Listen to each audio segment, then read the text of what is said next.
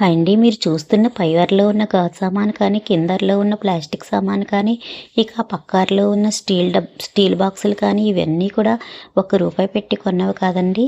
ఇవన్నీ కూడా పుట్టినరోజులకి, మెచ్యూర్ ఫంక్షన్లకి, పెళ్ళిళ్ళకి, దిన కార్యక్రమాలకి అన్నీ కూడా రిటర్న్ గిఫ్ట్స్ కింద ఇచ్చినవండి. పూర్వం ఏం చేసేవారంటే అండి, జనాలు చాలా పొదుపుగా ఉండేవారు. అందువల్ల ఇలాంటి సామాన్లు వచ్చినప్పుడు వాడుకునేవారు.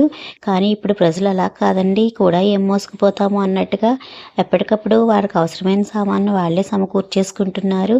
అందువల్ల ఇలా రిటర్న్ గిఫ్ట్స్ కింద వచ్చినవన్నీ కూడా ఎవరికైనా సరే ఇంట్లో ఎక్స్ట్రాగానే ఉండిపోతున్నాయండి. ఇంకా అలాంటప్పుడు వాడుకోగా ఇంకా ఎక్స్ట్రా ఉన్న సామాన్ అంతా గాజు సామాన్ అయితే అట్టపెట్టెలో పెట్టేశాను. ప్లాస్టిక్ సామాన్ అయితే అండి ఆ సంచిలో కట్టేశాను. ఇక బాక్సులు, క్యాన్లు అయితే అండి టబ్బల్లో వేసేసాను. మీరు అనుకోవచ్చు ఇంక ఇవన్నీ తెచ్చుకునేటప్పుడే వద్దనొచ్చు కదా అని. పర్వాలేదు అన్న చోట వదిలేసిన ఇక మొహమాటస్తుల దగ్గర తప్పకుండా తెచ్చుకోవాల్సిందే. అలా పోగైనవండి ఇవన్నీను. అయితే ఎవరికైనా ఇవ్వచ్చు కదా అనుకుంటారు. కానీ ఈ రోజుల్లో ఇలా సామాను ఇచ్చుకునే వాళ్ళు కానీ, కట్టిన బట్టలు తీసుకునే వాళ్ళు కానీ ఎవరూ లేరండి. చెప్పాను కదండి, అప్పు చేసైనా సరే ఉన్నంతలోనే అందరూ అన్నీ సదుపాయాలు సమకూర్చేసుకుంటున్నారు. ఇక ఈ ఫంక్షన్ చేసేవాళ్ళు అయితే అండి, ఈ భోజనాలు పెట్టడమే చాలా ఖర్చుతో కూడుకున్న ఈ రోజుల్లో ఒకరు ఇస్తున్నారు మనం ఇవ్వకపోతే ఎలా అన్నట్టుగా మధ్యతరగతి కుటుంబాల వాళ్ళు కూడా అప్పు చేసి రిటర్న్ గిఫ్ట్స్ అయితే ఇస్తున్నారండి.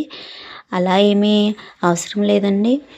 ఇక మధ్యతరగతి కుటుంబాల వాళ్ళు ఇలా మీరు రిటర్న్స్ గిఫ్ట్ కూడా పెట్టుకోకండి. ఇంకా ఇచ్చే స్తోమత ఉంది, ఇవ్వగలం అనుకున్న వాళ్ళు అయితే చక్కగా ఆడవాళ్ళకి బొట్టు పెట్టి జాకెట్ ముక్క ఇవ్వండి. అది అన్ని విధాలుగా ఉపయోగపడుతుంది, ఉపయోగించుకుంటారు. లేని పక్షంలో ఇంకా మంచి విషయం ఏంటండి, మొక్కలు ఇవ్వండి. మీరు మొక్కలు ఇచ్చారు, అవి పర్యావరణానికి కూడా ఎంతో ఉపయోగకరమైనవండి. మా పిల్లలు చదువుకునే రోజుల్లో నేను టీచర్స్ డేకి ప్రతి సంవత్సరం కూడా టీచర్స్కి మొక్కలే గిఫ్ట్స్గా ఇప్పించేదాన్ని.